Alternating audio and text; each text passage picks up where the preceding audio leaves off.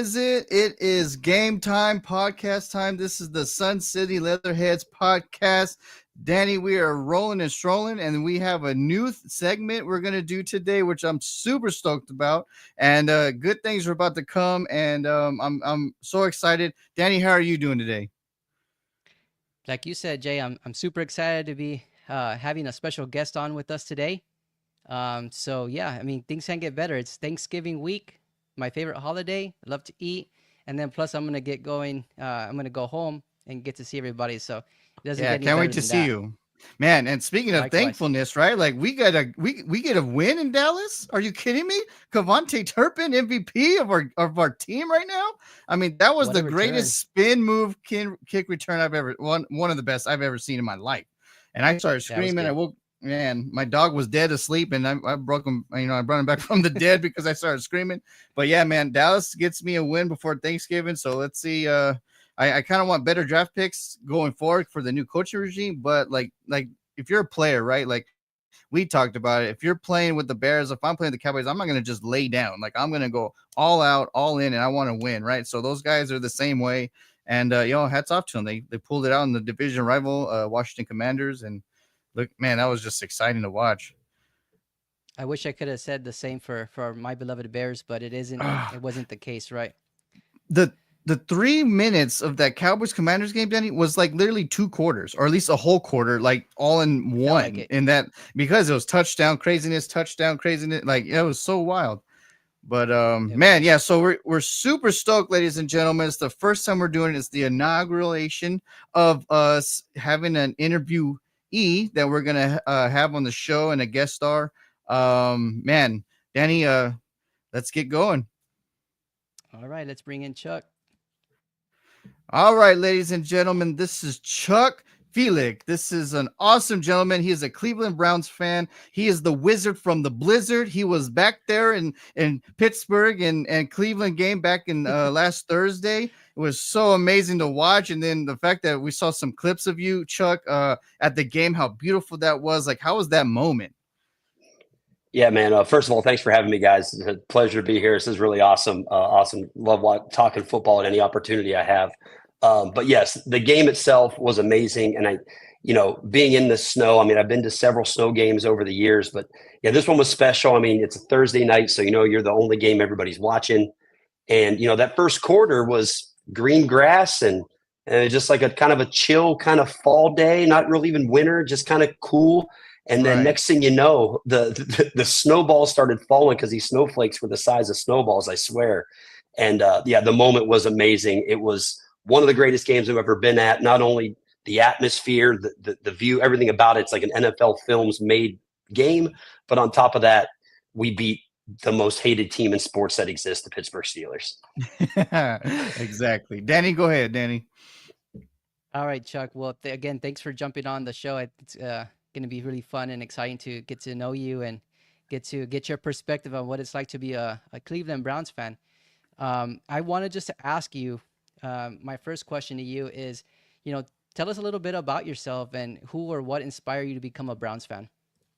Yeah, so I've been a Browns fan. Everybody says like my whole life. As far back as I can remember, I've been watching football.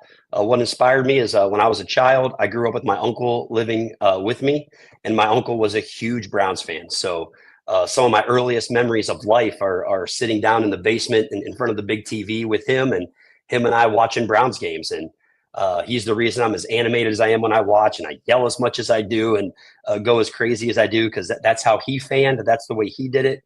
And so that just was the start of it all. And I've taken it to very extreme levels. I'm a huge Browns collector, memorabilia, clothes, you name it. If it's orange, I want it. If it's orange and brown, I want it even more. So, I mean, I've been bleeding orange and brown literally my whole life. I mean, I haven't missed a game in essentially, I don't know. I mean, I'm in my mid 40s, so it's been 40 years since I haven't watched a game. I love the Browns. I live for football season, and I'd like it to be a little bit better, more than it is, but nonetheless, I owe it all to my uncle. He was the one that absolutely got me jump started as a Browns fan. That's Yeah, amazing. man, Yeah, that's so cool. Like, just going back to what you're saying, yeah, there's always those people, right, that just like fuel you to like love it even more. First things first, heck the Cowboys. What's up, David? Welcome back. Ooh, we beat your Commanders, David. How we feeling this day? I'm feeling wonderful. But yeah, just like Chuck said, the Browns, the division rival, the Pittsburgh Steelers, and then his uncle. Going back to the uncle perspective, my godfather, who Chuck passed away in April, he was a Commanders fan, but me and him always going back and forth was such a beautiful thing, right? Like me, him, my brother, like my brother's a Cowboys fan too, so we'd always just text and chime, and I miss that part, and like you sitting with your uncle, like you said, like just growing up with those beautiful moments of how things transpired, and you just became to love the game even more, right? Like it's just like this is not Roman, the Rome times where we're all trying to kill each other. It's not gladiators. Like it's just like a fun entity of like, man, we got the Pittsburgh Steelers this week. Like, let's go on a little run, right? Now you get Denver on Monday night, which is going to be even more exciting. So you go from a Thursday night to a Monday night to two teams that are actually doing really well. So like this is great times for Browns fans right now. Just having a little fun, from where it started to where it is now. Like Winston's making it fun again, and it's it's cool. It's cool to see. Like you said, I wish it was better more. But that just shows you how true and beautiful of a fan you are, because us as people that stand and watch, like, oh, the Browns are the Browns, but there are people that are like, even like the Lions now, like now they're a gauntlet. But how many years did it take them? And people are like, oh man, the Lions are my team. Like, how awesome is it to like just have that pride, right? Like whatever happens, I'm gonna die with this team, and that's that. And I feel like that's exactly how us three are. And Danny, go ahead. No, I was just gonna mention or comment on that. I think that the great thing about football, right, being NFL fans, is that family does play a big part in you rooting for a team. Like in my case, I grew up I was born in Chicago, in the Chicagoland area, lived there for a couple of years, moved to Texas, so I didn't really grow up in Chicago like the rest of my family, but just seeing the passion that they had for the Bears made me want to follow the Bears. And so in this case, it's really similar to your case, Chuck, where your uncle played a major part. And for me, it was my oldest brother. My oldest brother was a huge he is a huge Bears fans, and that's what we share together as fans. Yeah, 100%. And and I wasn't like born and raised in Cleveland. I grew up in a very, very small little dot on the map town southeast of Youngstown, Ohio, which if anybody knows anything about geography around this area, getting really close to the border of Ohio and Pennsylvania. So that area is pretty split between Pittsburgh and Cleveland fans. It's it's right. You got a lot of diversity there with those two fan bases. And so that does make it a lot of fun. I mean, my best friend, who's been my best friend since high school, he's a huge Steelers fan. So we had a lot of fun over the years with those games and getting together and giving each other the business, when those guys are playing and all that. So, 100%. All that plays such a big role in it, whether it's family, friends, whatever it is. It just makes it that much more fun. And it's just another layer to add on to the love of our teams. Right. So yeah, just like on the opposite side of the river, right? Well, over there's the Steelers fan, and over here's the Browns fan. And then like going back to the whole best friend business thing, of course, Danny's a Bears fan and I'm a Cowboys fan. So, karma got me this year, because I'd always used to mess with Danny back in the, when we graduated high school. He's like, man, we signed Robbie Gould to an extension. I'm like, well, yeah, I would sign my kicker. He's the only one that scores points. Well, then beginning of this season, who was the only one scoring points for the Cowboys? Brandon Aubrey. So I was like, damn, karma hit me good, because Dak Prescott, is being a press less. So it's so fun to have some great friends that that don't take it too far and too serious, and then you guys can just have a good time, and then just jab at each other when the time's right, and all that fun stuff. Yeah, man. So this is such a great thing. Danny, I think you got the first question, right? So let me try to chime in here. Yep. Well, here we're going back to history, right? Like your growth. Who, Chuck, is your favorite Browns player of all time? That's always one of the toughest questions, because of course nostalgia plays a big part in that, right. with that factor. Because right now, I mean, it's hard to say that Nick Chubb isn't my favorite Cleveland Brown of all time. I mean, obviously we all know Nick Chubb, not only one of the most respected and just liked players kind of overall in the entire NFL, but as Browns fans, this guy is just everything you want in a football player is Nick Chubb. But I don't know if it'd be fair for me to say he's my favorite of all time, because you really have to go back to my youth where you have the players like Bernie Kosar, Eric Metcalf, Oh, Webster Slaughter, Gerald McNeil, Ozzie Newsome, and all those guys from the late 80s, early 90s right. teams that were pretty good. So really, I think I usually list my favorite Cleveland Brown of all time as Eric Turner, free safety that we drafted, I believe out of UCLA or Notre Dame. I think out of Notre Dame. But war number 29, just a hard-hitting safety. He played in a different time in the NFL where receivers going over the middle paid the price, and there was no flag. There was nothing like that. And he was just a guy that just played like his hair was on fire all the time.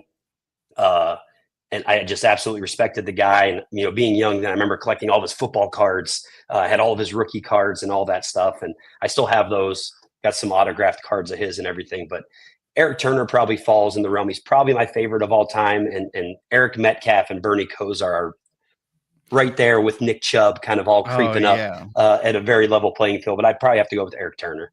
Nice. That's a great choice. Like, yeah, like you said, nostalgia, right? Like Bernie Kosar is probably one of the more underrated individuals that's ever played the game just because of the Browns team he's had, right? So, but that guy was talented. It was like Arch Manning with the Saints. Like he didn't have much, but he made things happen, right? So, They did. yeah, Bernie Kosar is one of my favorite players of all time. So, yeah, exactly. He's good stuff. And Danny, go ahead. All right, Chuck. I wanted to ask you because we're talking about Browns history, right? So, going back to 1995 when the Browns decided to move to Baltimore, I think it was, that right? shake head What says it what all. Yeah. Yeah. what was that like to follow the Browns and then have them kind of just swept under you and not have a team to root for? What was that like for you? Those were some real dark days, Danny. I'll tell you that right now. Those were, with as much as I love football and just the Cleveland Browns in general, but just loving the sport. When it first came about, like all the Cleveland Browns, they might. There's these rumors that they were going to get moved, and of course, everyone shrugged it off. Like, there's no way the Cleveland Browns aren't moving out of Cleveland. It's literally impossible. And I can remember the day that it got announced. I mean, I was a senior in high school when that happened, and Wow. I can remember they had announced that there was going to be a press conference in the morning. And I went to a classroom that was empty and turned on the TV. And I sat there by myself and watched this press conference of them announcing officially that the Cleveland Browns were coming to Baltimore. I remember that's how he put it. And it was just so sad. And I did what I could as an 18-year-old. I went to rallies. I signed petitions. I did Damn. what little bit you could do that really, at the end, that didn't mean anything. Right. So yeah, I spent. I told myself maybe I could be a Baltimore Ravens fan. I mean, I don't know. I tried to tell myself, well, it's the same players. It's all the guys that you just watched. And I can remember when the preseason rolled around that next year, and I watched them kick the ball off, run down the field, and then purple and black jerseys. I said, no, this ain't for me. This ain't the same. So this ain't going to work. So I really just took a little hiatus. I mean, I just didn't cheer. I didn't cheer for anybody. I didn't pick a new team. I didn't, root for anybody else. I watched football still because I love football, but it was a miserable time. And then it was really just spending all of your time just looking at like what was to come, and we're going to get a new stadium, and we're keeping the colors and the tradition, so that was going to stick around. So you had that to kind of hold on to and to get you to that kind of that finish line of like them coming back. And I was lucky enough to go to the very first regular season home game against the Pittsburgh Steelers when they came back in 1999. So I was at Nah. that game. Now, we got throttled that game, but what did you expect from an Yeah. expansion team? But Right. it was a very special moment to be there, and it was. I'll never forget it. I still have the ticket is in a frame. It's hanging on my wall in my man Nice. cave right now. It was a special moment. But those 3 years, tough times, Yeah. tough times. And how beautiful for you to write, like just like finally get that team back, and then the colors that you love, and the logo and stuff. But I can only imagine too, like you said, it's like one of the most devastating times in growing up in your life and all that stuff. They just like zip out, and I bet Cleveland was going nuts. I mean, how do you leave Cleveland? Canton is the one who hosts, the Hall of Fame. Like that's in Ohio. Right. Like there's so many things that like Cleveland, like that's part of football, right? So it's like a legacy, and it's one of the first founding teams, right? The Browns are called the Browns because of the original owner and the founder was Brown. So Paul Brown, that's right. Paul Brown. So I can, and then plus when they leave, they have a Ray Lewis. They have and then that time you guys had Bill Belichick, Saban, like the coaching staff was building something special Loaded. in Cleveland. Yes, you guys were like on the brink of like maybe something really, really great. And then the owner was like, now we're out. And it's just like, Yep. whoa, hold up. And then when they moved, the whole ship got blown up because coaching staff went elsewhere and just, pieces went elsewhere. And then, of course, like Cleveland, like you said, an expansion team, it's hard to find success in an expansion Mhm. team, especially for the first few years. The only time that I've in recent years is obviously a different sport, and that's the Las Vegas Golden Knights in hockey. Yeah. They're an expansion team, and then they went all the way to the damn championship on their first year, which is crazy. The craziest thing. But in the NFL, it'll never happen. Like if you bet me $1 No. billion, I would never even put it down because an expansion team, the NFL, like the ownership, the coaching staff, the psychological of the players all have to be one in the NFL. And you're telling me an expansion team is going to be good? Like there's no possibility. You just got to grow with it. And then, that's awesome that, you being, even though you guys got throttled by Pittsburgh that first game, but like just the feeling of you guys having a game is just amazing. Oh, it was overwhelming. I mean, I get goosebumps thinking about that moment and being in the stadium, and them just they brought out Drew Carey, and he came out because he's a Clevelander, and he was Right. getting the crowd riled up. They had the fireworks going off, and when that team ran out of that tunnel, man, it was a special moment. It was Yeah. like bittersweet, but nonetheless, it was really, really awesome. You're just like, I got my team back. And Right. that's Cleveland all we rocks, wanted. right? That's right. That's right. Oh man, that's so cool. My next question would be, I'll try to leave the outside part of his stuff, but like the inside, the football stuff. Is Deshaun Watson your quarterback going forward, or like what's happening there? Like, are we kind of blowing him up, like football wise, or like what's Right. gonna happen? Yeah, I mean, it's tough. I mean, obviously, he hasn't even come close to living up to any sort of expectation that anyone could have set, especially with the circumstances that came with it, and then on top of the circumstances. But you're talking about the contract and the cap hits and the draft picks that you gave up. All of Right. those things being enrolled in. You got a guy who one hasn't played real well overall at all, and then on top of that, he hasn't even been available. I mean, suspended the first year, the shoulder injury last year, and now the Achilles injury. And so moving forward, I mean, that's the question that all of Browns Nation is kind of waiting with bated breath on is what does next year bring? I mean, the trade as far as everything we lost is done. We were back. We have our first round pick again back this year. Finally. So that at least is back. But the question is, the big elephant in the room, that thing that's hanging over our heads, is the cap hit that this contract brings, and especially with the fact of how they've kind of kicked the can down the road by rolling it over and saving on these cap numbers. You're looking Right. at like an $82 million cap hit, I believe, something like that next season. So I don't know what the answer is or what they're going to do, other than how I view it is I don't think he can be your starter coming back.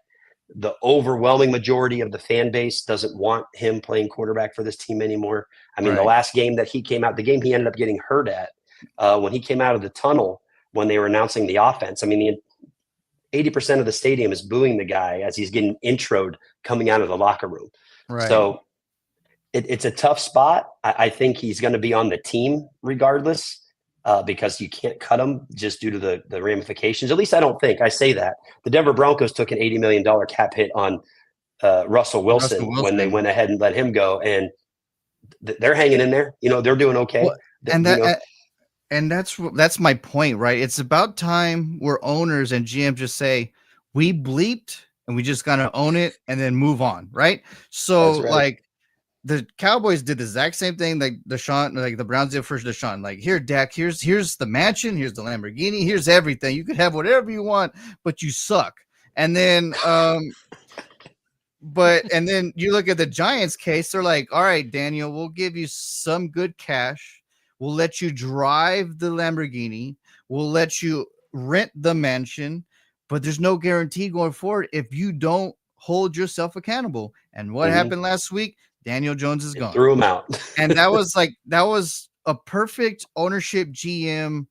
That's the reason why the Giants have won a Super Bowl and 2 mind you, and the last 25 years, because Dallas is doing what they're doing. Obviously, Cleveland has been doing what they're doing. Chicago got close in 06, but they're the same. Like they're throwing things out and bringing things in, which they shouldn't have. And then, I think Chicago's more now, like more aware with the new GM. He's doing a lot better. And, but yeah, like you're saying, like you got to save yourself heartache and pain physically, mentally, and emotionally with these contracts now, because what I don't understand is like we've seen it happen to the Raiders when they gave Jamarcus Russell that like $100 million contract, and he never played a damn down. And then he's becomes one of the biggest busts in the world. Like you got to be careful when you guarantee something, because a guarantee is a guarantee. So it's a sketchy world. But like I'm with you. Like Cleveland, even though you're going to take a cap hit, like Denver's like, damn, we screwed up with Russ, but he wasn't like me and Danny talk about. I always tell Danny, Sean Payton loves structure, and Russ is more about like, let me go cook and then I'll improvise. It's like, no, man, I want it my way. So the mix was not there. It's like, hey, get the blender without it just doesn't mix. So then, he goes to Pittsburgh, new life. He's doing well. And, he's cooking because Mike Tomlin's that type of person. He's a player's coach. So he's just like, yeah, man, just go do what you got to do. Just show up, do what you want to do, blah, blah, blah. Like, we're good and we'll win. Sean's like, all right, Bo, you're accurate. Don't do anything too stupid and we'll be fine. So perfect match in Denver now. Perfect match for Pittsburgh. Obviously, it's been working. And then you just got to own up to what you did and then just move on with it. Yeah, I totally agree. I hope Cleveland drafts, for your sake and just for football's sake, I hope they draft a quarterback first or second round just so they can be prepared to move when the move is going to happen. Yeah, I think that I do anticipate a quarterback being drafted in first or second round. I don't anticipate that person starting. I really think, and my personal hope is just you're going to re-sign Jameis Winston, give him a 2-year deal, make it kind of bigger on the front end. And that second year is kind of a throwaway type year. But you got Jameis coming in to be your quarterback next year to start the season. I'm guessing Watson's going to have to start the year probably on the PUP list. I'm assuming with a torn Achilles, I wouldn't think he'd be ready to go. And then, your rookie has a chance to just sit back and, in my opinion, do it the way it's supposed to be done. I mean, some of the best quarterbacks we've ever seen get to sit back and wait. Aaron Rodgers got to hang out. Patrick Mahomes got to hang out. Right. And then bringing these other guys, you got like Bryce Young comes in and look, I mean, the guy looked terrible. Everyone's ready to throw him in the trash. But now look, here we are in year 2 and a little bit halfway through the season, he's starting to look a little bit better. I think I wish we hadn't graduated to this point of like every quarterback has to come in and be Patrick Mahomes by week 3 or they're a bust. Right. And, I mean, if Sam Darnold hasn't shown you already that sometimes guys just need a little bit of time and to be on a decent team and they can do what these guys can do. I mean, that it speaks volumes. Or it's the right mix. Like, it's just like the right quarterback with the right coach and ownership, right? Like, it's just like, hey, man, I feel good here. And then, boom, look at Baker Mayfield. People were throwing him away too, and he's looking good. I mean, he's lost his 2 receivers for the most part of the year, and he was still in contention in every game the last 5 weeks. So it's been 100%. But Danny, go ahead. I'm a big Baker guy, man. I still would rather have Baker Mayfield, by the way. I love a huge Baker guy. I love Baker. That's neither here nor there, I guess. Me and Danny talk about that all the time. Like Baker's a stud and he's a scrapper, which I love. I love him. Yeah, go ahead, Danny. But Chuck, I think the Bears and the Browns are pretty similar in terms of like the cycle that we go through in terms of quarterback play, coaching staff, and all of that, right? So I know as a Bears fan, before we drafted Caleb and before we had Justin, I was always looking ahead to see, who can we draft next year to be our quarterback. Have you taken that approach yet as a Browns fan, or do you have like a specific quarterback in play that you're wanting to focus on, and hopefully the Browns will draft? So I have done that. That's been my life for most of my Browns life, right? Yeah. So I used to spend, every 3 years it was okay. We're picking third or whatever we were picking like every year. And yes, I used to do all the draft research long before you could just get on, the internet and just look it all up. I had every USA Today, every draft magazine. I was doing scouting. I mean, I was nuts about it. I have faded from that a lot. Just one, because I haven't had to. I mean, once we had Baker, I was locked in. I'm like, oh, we have Baker Mayfield, and that's who I wanted the Browns to draft, and they did. So I was super happy about it. And then I thought he was our quarterback for the next 12, 15 years is what I thought.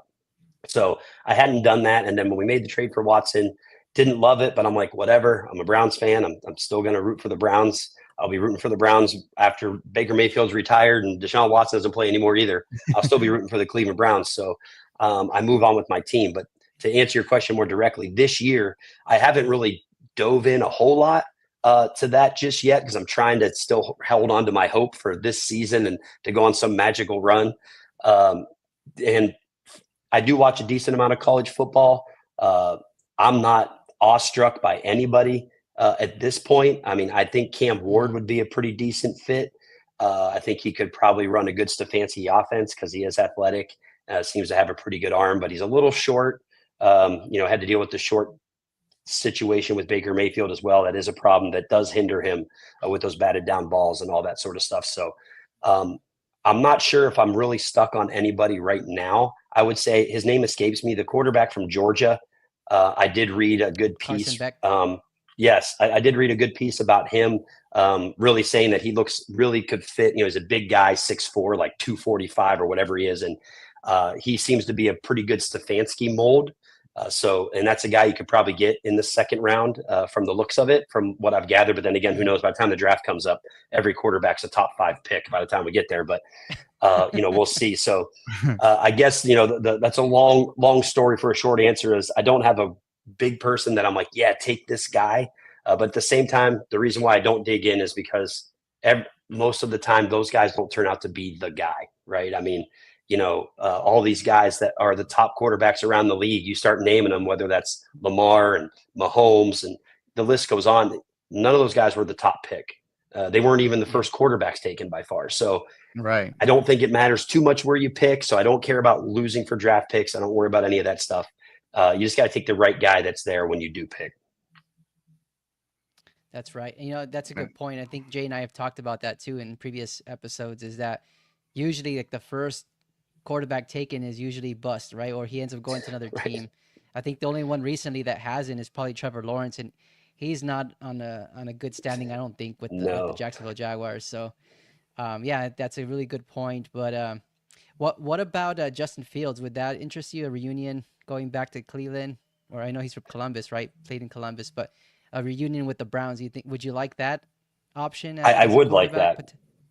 I would 100% be open to that. I mean, obviously he's a Buckeye, so I was a big Justin Fields fan. I also just think, I know you're a Bears fan, but the Bears kind of do what the Browns do. We tend to ruin quarterbacks, and we do it a lot.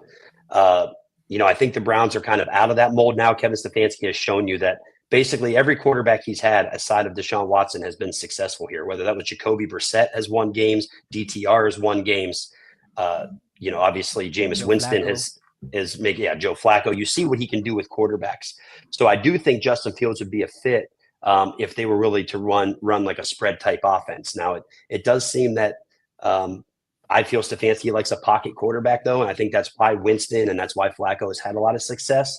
But that aside, I do think Justin Fields just has a ton of talent, and he hasn't really had a great example to be able to show it. I mean, he was on a pretty bad Bears team there for several years, and now in Pittsburgh, I mean, he's just getting these spot, he won games when he was the starter there before Russ came back, and now he's just kind of getting thrown in and out. You can't expect him to get into a rhythm. So I would be absolutely open to Justin Fields coming here if he was going to take the place of, say, Jameis Winston, if he doesn't want to come back and that's not going to be the fit. I would absolutely love a Justin Fields coming here.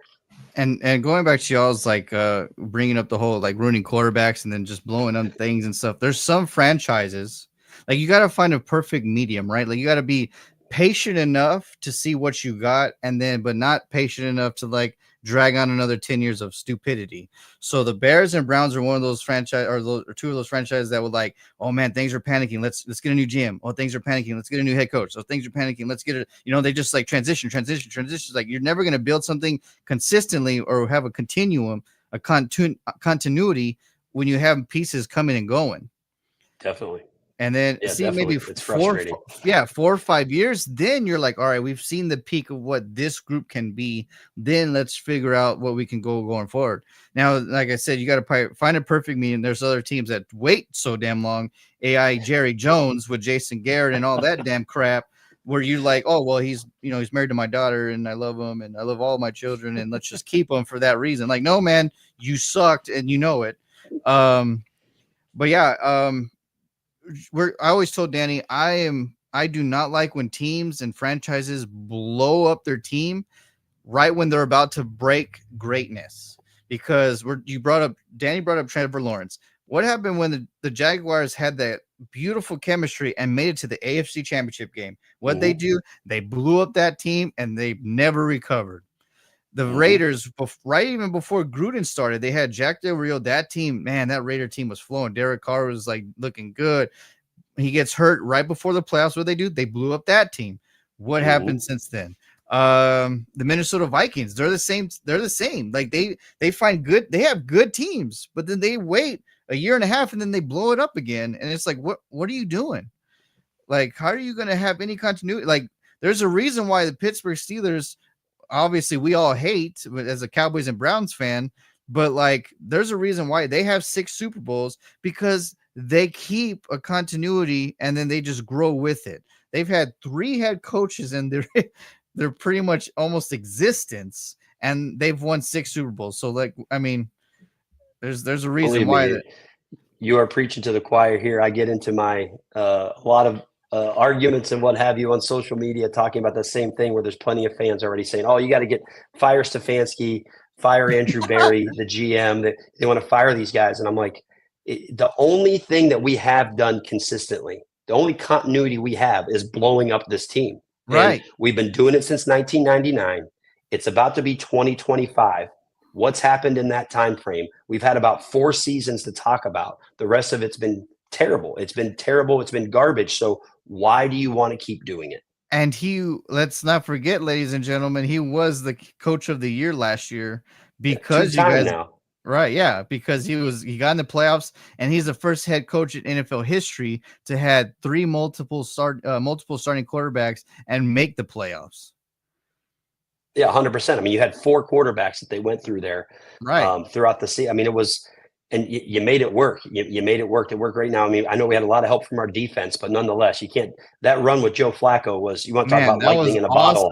Right, that was awesome. That was a lightning storm in a bottle, man. I was rooting for him the whole time. It was a blast. So yeah. I'm told. I couldn't agree with you more. Your point is very well taken. I'm tired of blowing these things up. It's not like we have a terrible head coach. Our coach is very good. I know that our GM, Andrew Berry, he's a little suspect with his drafting. He hasn't been as good as maybe he could be, but he also hasn't had a first-round pick now in 3 years. And I think he's done okay. I also think if you compare it to a lot of guys around the league, it's nobody hits on 100% of their draft picks. Nobody wins every game. And I think that that's the standard that sometimes fans set, and they let that get the best of them. Yeah, you're absolutely right. Because the last 3 years, even though he may have not hit all the time in the draft, he's also the one who built that defense also. Right. Yeah, he's made plenty of good draft picks. I mean, JOK is a generational linebacker, in my opinion. I think he's one of the top linebackers in the entire league. He plucked him out of there. So, yeah, I mean, I'm just trying to be patient. I don't want to fire anybody. Right. I'm with you. Give us at least another. Can we get a year next year with maybe let's look at a 2-year window where you get to pick what quarterback you want, and then maybe have a bridge quarterback next year. So give yourself a little bit of leeway, and then going into that year 2, you have whoever that quarterback is you wanted, and let's see what you got. And Stefanski's case, he's had maybe his first year where people actually stayed healthy. The rest of the year, it's injury and injury and injury. And if your quarterback goes down that you paid so much, that's already going to spell disaster. Oh, it's handcuffing you so bad. But yet, again, we're still finding ways to get it done. I mean, I know this year is tough. I mean, you got 3 wins. I mean, that hurts. Luckily, the division isn't great, and the AFC overall isn't great. So until the math tells me that we can't make the playoffs, I'm still riding that train. That exactly. We got a chance, baby. We got a chance. Yeah, I was riding Dallas out, and then we win. We beat the Commanders, and all of a sudden they're like, they're in the hunt. And I'm like, oh, God, here we go again. God, I don't even want to hear this. Go ahead, Danny. I was I was just gonna mention those are probably the best 3 words that we can hear as fans in the hunt, right? You're right. I don't Better than know. out. I don't know. Jerry Yeah. Jones gone. Like that would be the greatest thing of my life. Like I would praise Allah, Jesus, Zeus, or whatever you believe in. Like I would, I'd be so happy. But Danny, go ahead. Get your question. Chuck, I was gonna ask you because I know, similar to the Bears, right? We're in the process of trying to get a new stadium built. At this point, we don't know if it's gonna be in the city of Chicago or if it's gonna be in the suburb. But I saw that the Browns are going through a similar situation where I think they're gonna go to Brooksfield. Is that right? Brook Or Park. maybe I'm Brook Park. Brook Park. Thank you. Mhm. So, how do you feel about a potential move to Brook Park? So I look at it two ways. I don't quite approach it as aggressively as some fans do. If I owned this team, I would not build a dome. I would have an open air stadium, and I would do what I could to keep it where it's at. And Right. a lot of that just speaks to that's just we already brought it up earlier here in the show, nostalgia, right? That's all I know. All I know is going to the shores of Lake Erie, sitting in the cold and watching the Browns. And I love it. I love people say, oh, I don't like the cold. I don't like this. And that's fine. And I there is an argument to be made there. But I personally like that snow game. I understand you don't, I mean, you're lucky if you get one of those games every 3-4 years. I know you don't get them often, but that magic will be gone. There'll be no such thing as a snow game when you're playing inside. And then, moving to Brook Park, yes, again, I wouldn't do it. I get it. I understand the logistics of it, why they want to do all this. I know why they want to do a dome. I understand the money. I understand the location. It literally is. It's about a 13-minute drive from the current stadium to where the new one would be. So, I mean, it's not like we're moving a half hour, 45 minutes away. Let's just call it 15 minutes. It's a 15-minute shot straight across. Again, I wouldn't do it. I don't like what we have. Our stadium definitely needs something done about it. It's definitely outdated. There's no question about that. Yeah, a long But time I do it's love been there. Yeah, I mean, it's been there since '99, and I mean, it was built in a hurry. It wasn't built as like a state of the art, place even when it was built. So at the same time, am I going to lose my mind over it? Nope. Am I still going to go to the games? Yep. Am I still going to have season tickets? Yep. Am I still going to love the Browns exactly the same? 100%. So there's a big war that went on when this whole first started getting announced between the fan base, especially on Twitter, man, just people going at it with, you don't need a dome. Oh, you're soft, or it makes sense. Nobody wants to sit in the cold, all these things. And it's like, at the end of the day, wherever they play and wherever it's built in whatever form it is, I'm going to be there cheering on the Browns. So, again, if I had it my way, I'd have an open air stadium and it'd be on the lake. If they build it somewhere else, I'm going to love it. I'm going to be there. And when I'm inside and it's 6 degrees outside and I'm wearing a short sleeve shirt and shorts sitting in my seat watching, I'm probably not going to complain about that either. So this is awesome that we're diving into this, because Danny's going to want me to bring this up because I have mentioned this from the history of my life. So he even told me yesterday, he's like, are you going to bring this up to Chuck? Because like you're so emotional about it. I'm like, oh, I'm pretty sure I'm going to bring it up. And since we're talking about rebuilding the stadium, I love the fact that you said leave it open. That's perfect. Cleveland deserves an open field stadium. Like that's like the nostalgia. That's football, snow, rain. Like I get that some people are like, well, it's cold. The players don't like it either. Blah blah blah. But I'm like, they know what they signed up for, and we're paying them to do what we signed them up for. That's So, right. so yeah, I want to see them play in snow like they did last Thursday. And like it was beautiful, right? Like it was just like me and Danny were talking about, like, because where we're from, El Paso, Texas, dude, we do not get close. You're not getting that. Yeah, we're not getting close to that snow. So like we were just like, man, I miss our like like snow flurry, like cold like games at the park where we'd play tackle football and blah blah blah. And like, yeah, man, that's so cool. But going back to that, I'm all about like the psychological aspect of the game, Chuck. And I always tell Danny, what happened when Denver went away from the Orange Crush uniforms, changed the mantra of it? What happened? They won 2 Super Bowls.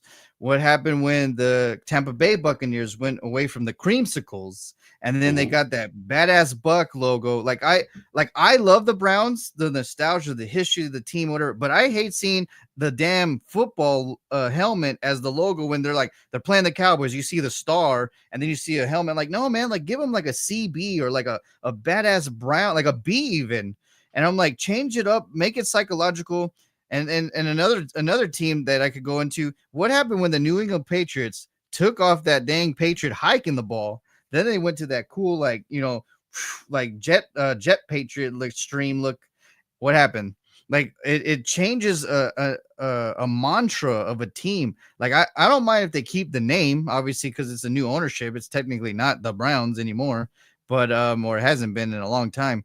But like, I mean, truly change it to like a black and a brown and an orange. Like you said, I'm all about the orange, but like give it like a mean B, and like, people picture it as a bulldog anyway, and then change the logo and just make it like a swagged out look. Like I think it would be an amazing thing, especially if you're going to rebuild a stadium anyway, just to put that new uniform with the stadium and just see where you can go from there and just like attack. Well, I'll chime in on that, and I will say I couldn't disagree more on this aspect of that part of it. I love our orange helmets. The orange helmet, no logo. Look, here in Ohio, we don't need logos. The Browns don't have it. The Buckeyes don't have it, and the Bengals barely have it.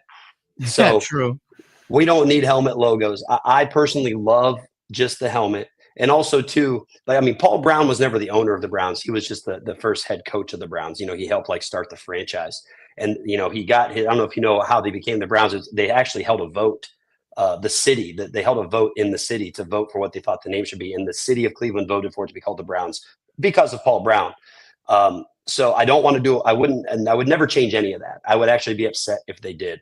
And I personally love when we go back to the original logo, which is the brownie elf. Which, I mean, I don't know. I actually, I'm okay with that. I have them right here on my arm right here, but Oh, nice. I got the elf right there on the arm. I love the brownie elf. Like I'm just saying, like I would like to see it instead of just the football, like Cleveland at Dallas, and then you have just the helmet. Like I would love to have them have the elf there, and just yeah, I wish they would do that too. I would like that. Right. I mean, we embrace the elf here, like in Cleveland, we embrace the elf. Like we have it on the 50-yard line now. They started doing that. Right. They really started to bring it back quite a bit. They started this a couple of years ago, and that's its own argument amongst the fan base. Some people say they absolutely hate it and they don't want to see the elf, and some people have the same take you have. They want to make some changes. They'd like to see, add a logo, whatever that may be. I personally, I don't ever want anything on that helmet. I love the helmet. I don't mind it as the logo. I guess, again, this probably takes us back to something we keep repeating in this conversation. Nostalgia, man. That's how it is. That's what I love. And I wouldn't mind if they changed anything else, but the plain orange helmet is, I would be devastated if they made a change to that. Chuck, I heard you mention that you were a season ticket holder. So do you go to every home game, or do you go to games occasionally? How do you typically attend those games? Oh yeah, I go to every home game. I actually lived in down south in North Carolina for about 8.5 years, and even living down there, I didn't come up to every game. I didn't have season tickets then, but I still came up to every home opener. I've been to every home opener since 1999, since we came back. That is so cool. And so I mean, my wife is just as big of a sports fan as I am. She loves the Cleveland Browns. She loves sports. She grew up playing sports as well. So that's a great fit and a great match. And luckily, I'm lucky to have her that loves it, because she supports me in my craziness of, getting to the tailgate at, 4:00 in the morning to get in line, to get set up on Sundays, every home game. So yes, I go to every home game. I don't miss it. We try to go to at least one away game every year. So we've been doing that. And as a matter of fact, 2 years ago, we went to when we played at the Colts. And that's where I got my first taste of a dome. And I will say it did change my perspective a little bit. I actually really enjoyed it. It was very nice. They had it like partway open, we had like the middles open, but it's still covered. Right. It was very cool. So like that kind of got me to be like, I think that's where it got me onto that train of like, all right, if we build a dome, I'm obviously not going to lose my stuff over it, right? Like, because that place was nice and it was very cool, and we had a good time. So I've been to several away games. I mean, we went to Lambeau Field on Christmas Eve a few years back. We watched the Browns. Wow. That was awesome. So yes, I go to every home game. There's no questions asked about that. We're going to the game. There's no ifs, ands, or buts. Try to go to at least one away game, and then other than that, I'm sitting there watching them at my house, surrounded by my Brown stuff in my Browns gear, watching it like I'm sitting at the stadium. Right, man. That's That awesome. man. We need to plan some games in Chicago and in Cleveland. Yeah, That'd be fun. definitely. I'm so Yeah, down. absolutely. Absolutely. But man, that's cool. Jay, do you have any other questions? What was your We've oh, go ahead. what? Like you said, you go to all the games and stuff. What was your most memorable, like best win, like while you got to witness live in the stadium? I would say probably like my favorite one. Man, there's to be honest, there's way more letdowns than there is wins. I can tell you that. I've been to a lot of Browns games. I haven't got to walk out of a lot of wins. Now, last year we did because we were killer at home last year, and it was Right. so much fun. It was awesome. You were like the second but- or third best team at home. Yeah, yeah. I mean, it was amazing being at home. So, as a matter of fact, we beat the Bears at home last year, if I'm not mistaken. And that That was a game, good game. I don't mean to rub it in, but that game was awesome. Joe Flacco was nuts that game, and that was fun. But Yeah. I think my favorite game that I ever was at, probably once again, the snow comes into play, and it goes back into, I believe it was 2007. We played the Buffalo Bills in an absolute blizzard. I mean, it made this snow game look like flurries. I mean, it was. Right. The snow was knee deep on the field. It seemed like, I think we had Jamal Lewis then, if I'm not mistaken, but we won that game 8-0. We got a safety, and then we got 2 field goals from Phil Dawson because Phil Dawson's just the GOAT, and that guy can kick field goals. He was in amazing. anything. And he made 2 field goals in that game, somehow, some way. And that game was just so crazy with how nuts that snow was.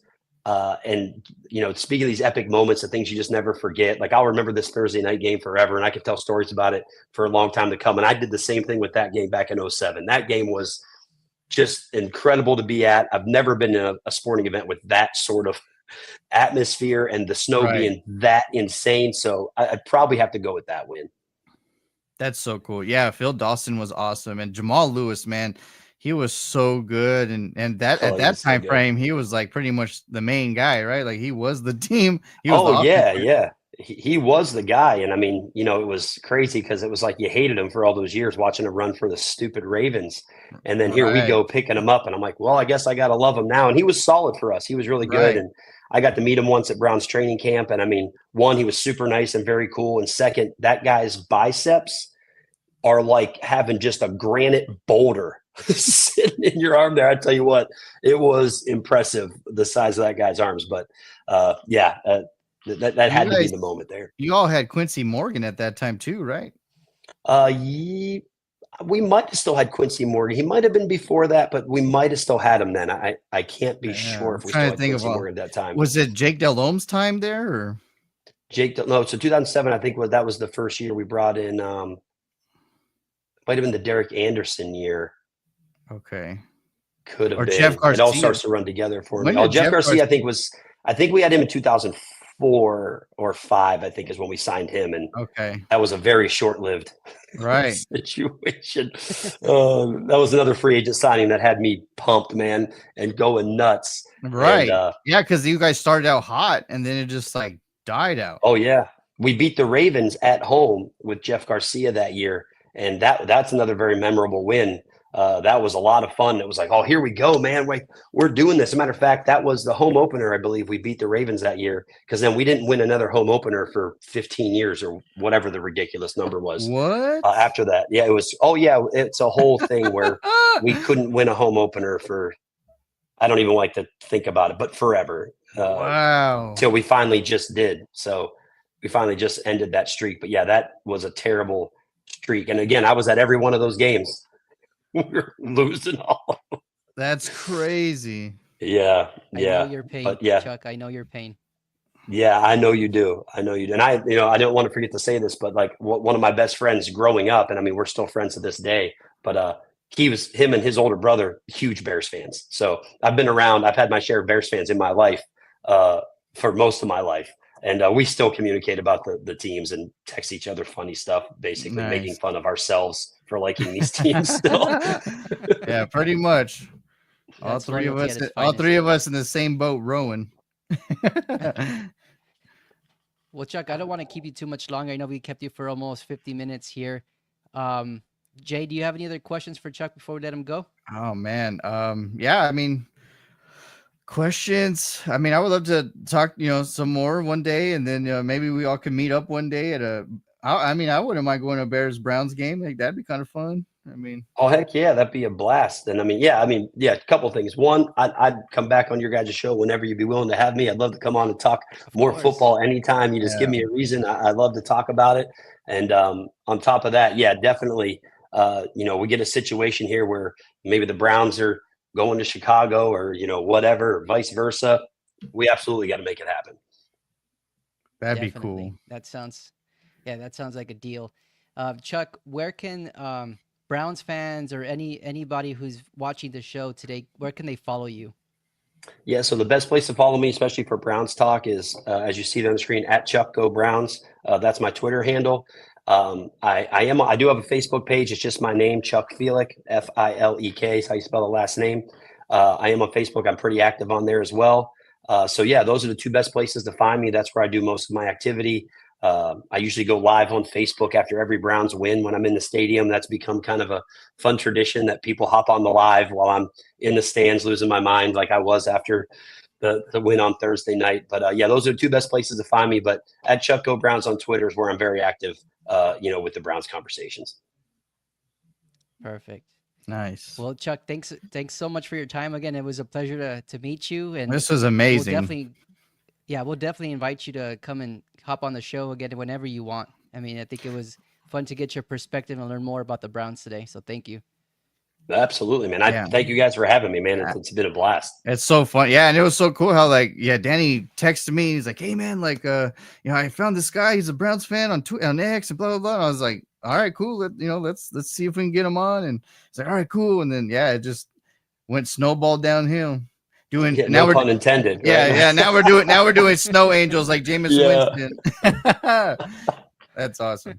Yeah, thank you again, man. This was awesome. Pleasure meeting you, and good friendship, I guess, brewing right here for all three of us. This is cool. Absolutely, 100%. Happy to be here. Be back anytime. Appreciate you guys having me, man. It's been great. Yes, sir. Thank you. Perfect. Thanks, Chuck. We'll talk to you soon. All right, man. Go Have a good Browns. one. Dawg Pound. Woo, that was awesome, man. Our first meeting and interviewee and all that jazz, and that was fun. Yeah, that was a lot of fun. It was cool to see, his perspective. He's a hardcore Browns fan. So I give him a lot of credit. And him and I share a lot of, similar feelings with our teams. I think a lot of heartbreak, a lot of, the circle of suck, which is, I hate to say that, but it is what it is, right? And hopefully, we have such storied franchises, the Browns and the Bears, a lot of Right. championships before the Super Bowl era. History.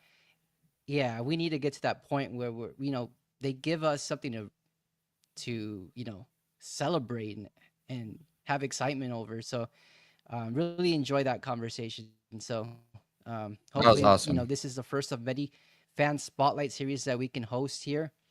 But if Yes. anybody who's tuning in, watching, if you know of anybody who is a big fan, or if you even want to come on the show, send us a message, and we'll love to have you on and get your perspective as well as a football fan. So, Jay, I don't know if Absolutely. there's anything else you wish to share.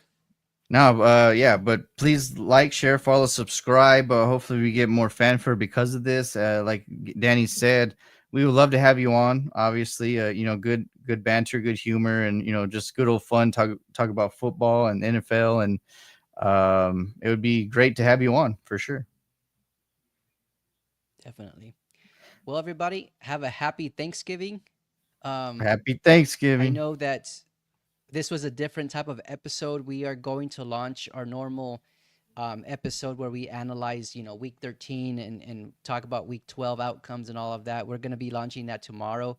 We will not be live because I'll be traveling back home, but we will make the show available for everybody to see on YouTube if you want to check that out. But Jay, I think this was a lot of fun, man. I can't wait to do the next Dude, fan this spotlight was series and see who we and to can get. think, Danny, like this was pretty much an hour. Like how great was it? Like a flow, it was quick. Like it seemed like we were only talking for like 15 minutes, and then I kept looking at the time. I'm like, Yeah. holy damn! Like this is awesome.